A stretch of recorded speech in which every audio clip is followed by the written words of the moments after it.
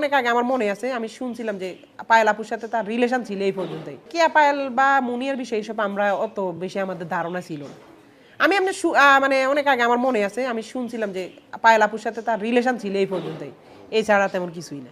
মানে এই যে মেয়ে গঠিত বিষয়টি সেগুলো আমরা কিছুই জানতাম না। কারণ অনেকে ভাবে কি আমি ওনার একদম ঘরের মানুষ, কিন্তু আমি জাস্ট তার আর্টিস্ট। আমি জাস্ট তার artist as a human being. Artist হিসেবে হয়তো ওনার ব্লগের দরকার হইলে আমার ফোন দিতে আমি যাইতাম, আর আমি তো থাকি বেশিরভাগ নোয়াখালীতে গ্রামে। এই কারণে ওইরকম মানুষ ভাবে কি হয়ে যায় আমার ভিডিওর ভিতরে সারাক্ষণ দেখে তো ভাবে আমি তোর তার সবচেয়ে কাছের মানুষ। আমি তার সবচেয়ে কাছের মানুষ না, না না দিকে তার ফ্রেন্ড। দূর, এসব মিথ্যা বানোয়াট কথা দরকার নেই, যা সত্যি তা। না না না না, আইন শৃঙ্খলা বাহিনী আমার ডিরেক্ট এটা বলছে তুমি তোমার মতো ভিডিও করো, ভিডিও বানা, তুমি তোমার মতো চলো, তোমার কোনো সমস্যা নাই। এবং আমি যখন আমার বলছে যে সত্যিকার স্টেটমেন্ট দিতে, আমি সত্যি স্টেটমেন্ট সব দিয়ে আমি বেরোয় চলে আসছি, দ্যাটস ইট। এবং ওই দিন রাতে আর কি ভাইয়ারা ধরছে। তো মানুষ এই যে দেখেন ভাই মিথ্যা একটা নিউজ ছড়াই দিছে, উনি নাকি নোয়াখালী গেছে, নোয়াখালী থেকে উনি আবার শুনছে রাহি নাকি ওনাকে ধরাই দিবে, আবার এটা জেনে উনি বরিশালে চলে গেছে, বরিশাল থেকে। এসব মিথ্যা কেন বলেন ভাই? আপনার কারণে তো আমি পুরো নোয়াখালীর কাছে ছোট হইলাম। মানুষ বলে হাড্ডি কখনো মাংস হয় না, নোয়াখালীরা কখনো কারো বন্ধু হয় না। এসব কথা কেন উঠলো? আমি কি অপরাধ করছি ভাই বলেন? আমার অপরাধটা কি? আমি তো জানি না, আমি তো এটার সাথে সম্পৃক্তই না, কিন্তু আমার নিয়ে কেন এত নিউজ, কেন এত কিছু? আমি তো এমন আহামরি কিছু না ভাই। আমার যা সত্যি বলতে বলতে পুলিশ সিআইডি দ্বারা আমি তা সত্যি বলছি। জিজ্ঞাসাবাদে কি আমি মিথ্যা কথা বলবো? মিথ্যা কথা বললে তো আমার অবস্থা খারাপ হয়ে যাইতেছে। কোথায় কি দেখতেছে যে আমার কোনো ইয়া নেই, কথাবার্তা নাই, ওনাদের কাছে তো ফোন কল টল সবে থাকে, দেখা যায় এগুলো কিছুই নেই। মানে আমার কারণে তো ভাই আমার ফ্যামিলি অনেক চাপ সৃষ্টি হইতেছে। যেমন মানুষ ছড়াই দিছে আমি নাকি তো ওই ফিদিরে ধরাই দিছি। এই যে এই মিথ্যা নিউজটা যে করছে ভাই, কি লাভ হইলো? কারণ আমার জীবনটা না ধ্বংস হয়ে গেল।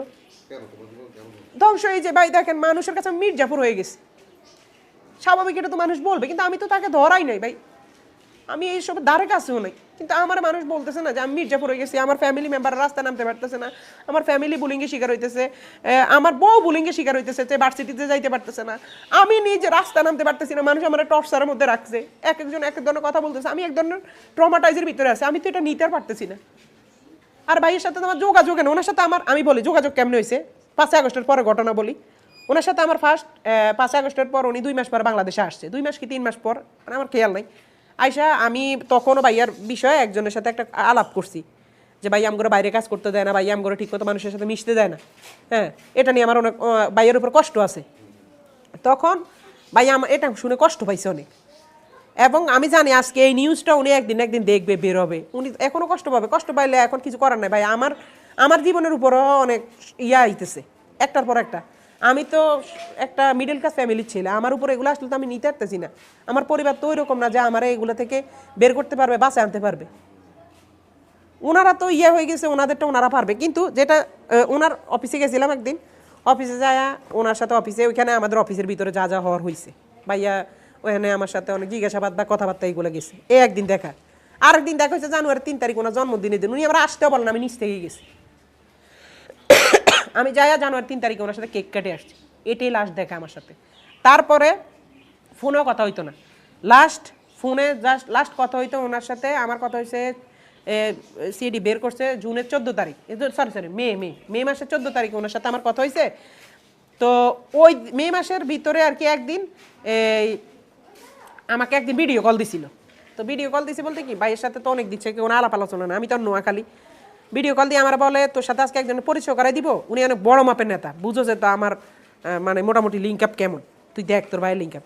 পরে আমার বিপিনুর ভাইয়ের সাথে কথা বলা দিছে। তা আমি বিপিনুর বাইরে আমি সবসময় দেখছি, ছোটোকাল ধরে দেখতাম ডাকসু নির্বাচন হাবি যাবি এগুলা, এবং ওনারা আমি রাস্তায় দেখছি সালাম দিতাম।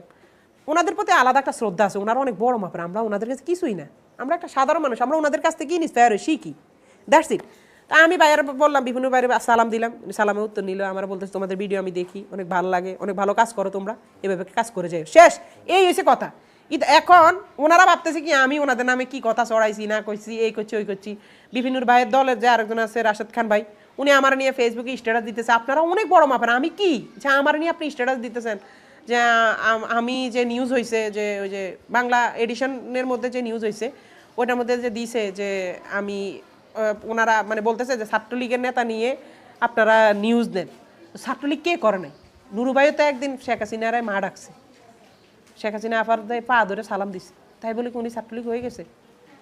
ছাত্রলীগ করে নাই কে? তাই বলে কি আমি দোষী হয়ে গেছি? আমার মব সৃষ্টি করে ধরতে বলতেছে, তাহলে আমার যদি মব সৃষ্টি করে ধরে, তাহলে উপদেষ্টা যারা আছে তাদেরকে মব সৃষ্টি করে ধরো, ধরা হোক। নাহলে কেন দেশের মধ্যে কি আইন কানুন নাই? দেশটা কি ধ্বংস হয়ে গেছে? তাইলে আমার অপরাধটা কি? আমার বলেন, আমার অপরাধ কি? আমি মানুষের চোখে আমি কেন কালার হব? আমি যা করি না কেন আমার নামে এগুলো চড়তেছে, আমি মির্জাপুর, আমি এই করছি ওই করছি, আমি যা সত্যি তা বলছি, দ্যাটস ইট।